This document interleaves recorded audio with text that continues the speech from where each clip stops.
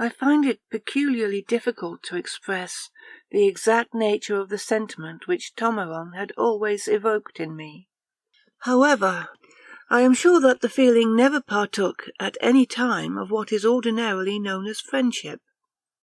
It was a compound of unusual aesthetic and intellectual elements, and was somehow closely allied in my thoughts with the same fascination that has drawn me ever since childhood toward all things that are remote in space and time, or which have about them the irresolvable twilight of antiquity. Somehow Tomeron never seemed to belong to the present, but one could readily have imagined him as living in some bygone age. About him there was nothing whatever of the lineaments of our own period, and he even went so far as to affect in his costume an approximation to the garments worn several centuries ago. His complexion was extremely pale and cadaverous, and he stooped heavily from poring over ancient tomes and no less ancient maps. He moved always with the slow, meditative pace of one who dwells among far-off memories and reveries, and he spoke often of people and events and ideas that have long since been forgotten. For the most part, he was apparently unheedful of present things, and I felt that for him the huge city of Ptolemaides, in which we both dwelt, with all its manifold clamour and tumult, was little more than a labyrinth of painted vapours. There was a like vagueness in the attitude of others toward Tomeron, and though he had always been accepted without question as a representative of the noble and otherwise extinct family from whom he claimed descent, nothing appeared to be known about his actual birth and antecedents.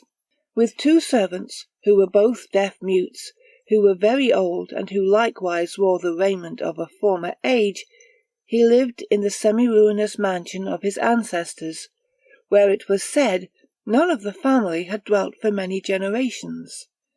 There he pursued the occult and recondite studies that were so congenial to his mind, and there, at certain intervals, I was wont to visit him.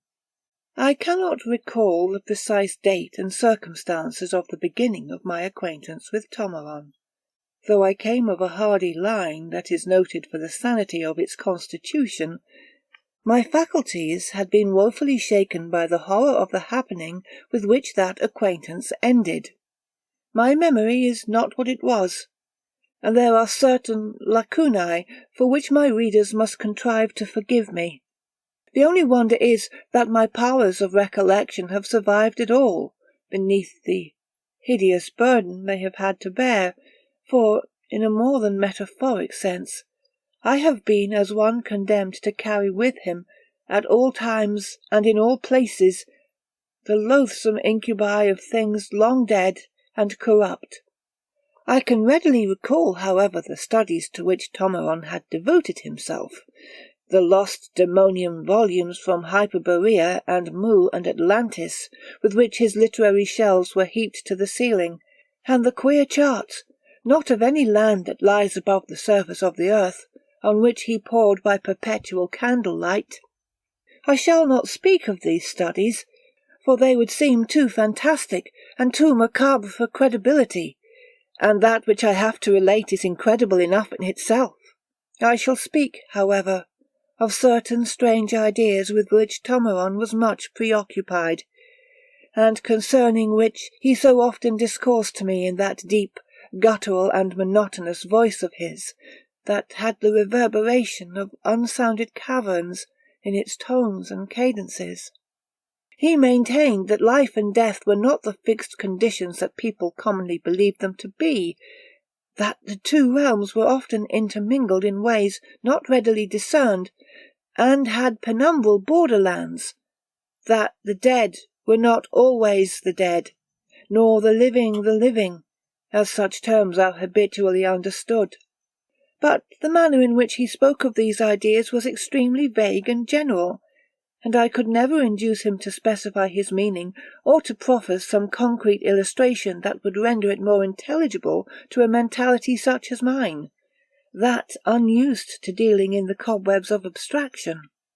Behind his words there hovered, or seemed to hover, a legion of dark, amorphous images, that I could never formulate or depict to myself in any way, until the final denouement of our descent into the catacombs of Ptolemaides.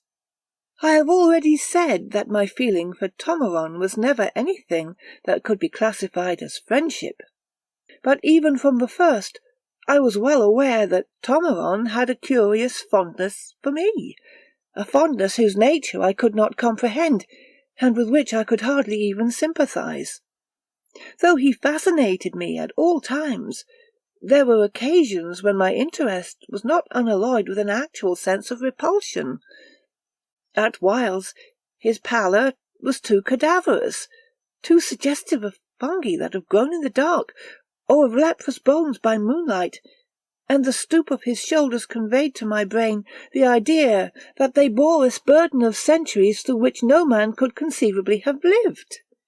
He aroused always a certain awe in me, and the awe was sometimes mingled with an indeterminate fear.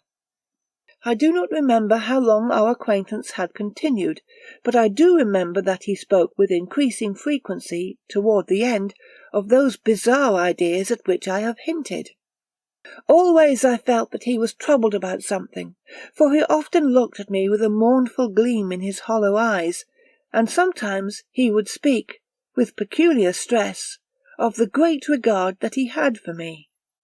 And one night he said, "Theolus, the time is coming when you must know the truth, must know me as I am, and not as I have been permitted to seem.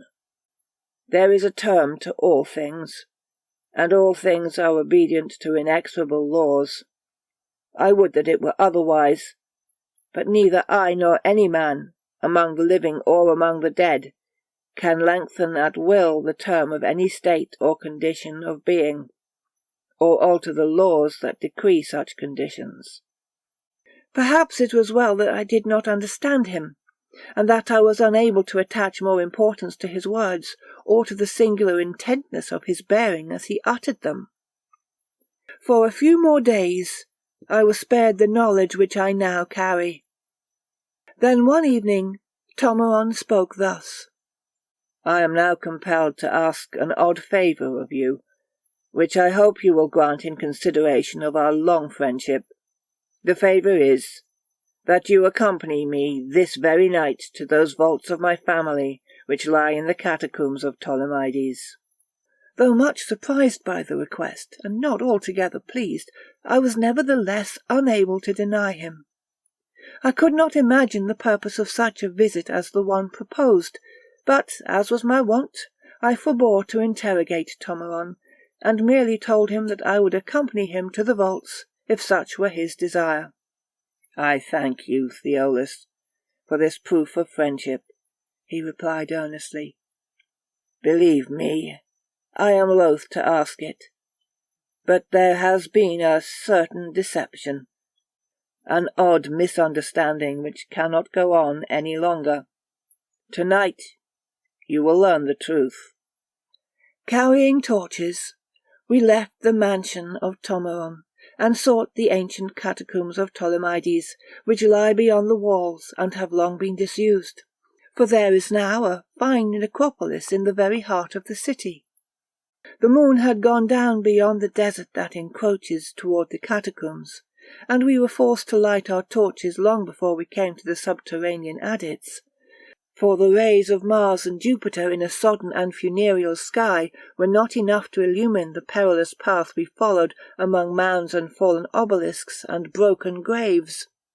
At length we discovered the dark and weed-choked entrance of the charnels, and here Tomeron led the way with the swiftness and surety of footing that bespoke long familiarity with the place.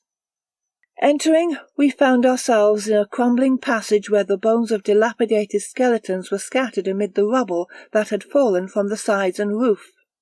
A choking stench of stagnant air and age-old corruption made me pause for an instant, but Tomeron scarcely appeared to perceive it, for he strode onward, lifting his torch and beckoning me to follow. We traversed many vaults in which mouldy bones and verdigris-eaten sarcophagi were piled about the walls, or strewn where desecrating thieves had left them in bygone years. The air was increasingly dank, chill and miasmal, and mephitic shadows crouched or swayed before our torches in every niche and corner. Also, as we went onward, the walls became more ruinous, and the bones we saw on every hand were greener with the mould of slime. At length we rounded a sudden angle of the low cavern we were following. Here we came to vaults that evidently belonged to some noble family, for they were quite spacious, and there was but one sarcophagus in each vault. "My ancestors and my family lie here," announced Tomeron. We reached the cavern's end, and were confronted by a blank wall. At one side was the final vault, in which an empty sarcophagus stood open. The sarcophagus was wrought of the finest bronze and was richly carven. Tomeron paused before the vault and turned to me. By the flickering, uncertain light, I thought I saw a look of strange and unaccountable distress on his features. "I must beg you to withdraw for a moment," he said, in a low and sorrowful voice. "Afterward, you can return." Surprised and puzzled, I obeyed his request and went slowly back along the passage for some distance. Then I returned to the place where I had left him. My surprise was heightened when I found that he had extinguished his torch and had dropped it on the threshold of the final vault, and Tomeron himself was not visible anywhere. Entering the vault, since there was seemingly no other place where he could have hidden himself, I looked about for him, but the room was empty. At least I thought it empty, till I looked again at the richly carven sarcophagus, and saw that it was now tenanted, for a cadaver lay within, shrouded in a winding sheet of a sort that had not been used for centuries in Ptolemaides. I drew near to the sarcophagus, and peering into the face of the cadaver, I saw that it bore a fearful and strange resemblance to the face of Tomeron, though it was bloated and puffed with the adipocere of death, and was purple with the shadows of decay. And looking again, I saw that it was indeed Tomeron. I would have screamed aloud with the horror that came upon me, but my lips were benumbed and frozen, and I could only whisper Tomeron's name. But as I whispered it, the lips of the cadaver seemed to part, and the tip of its tongue protruded between them, and I thought that the tip trembled, as if Tomeron were about to speak and answer me. But gazing more closely, I saw that the trembling was merely the movement of worms, as they twisted up and down, and to and fro, and sought to crowd each other from Tomeron's tongue.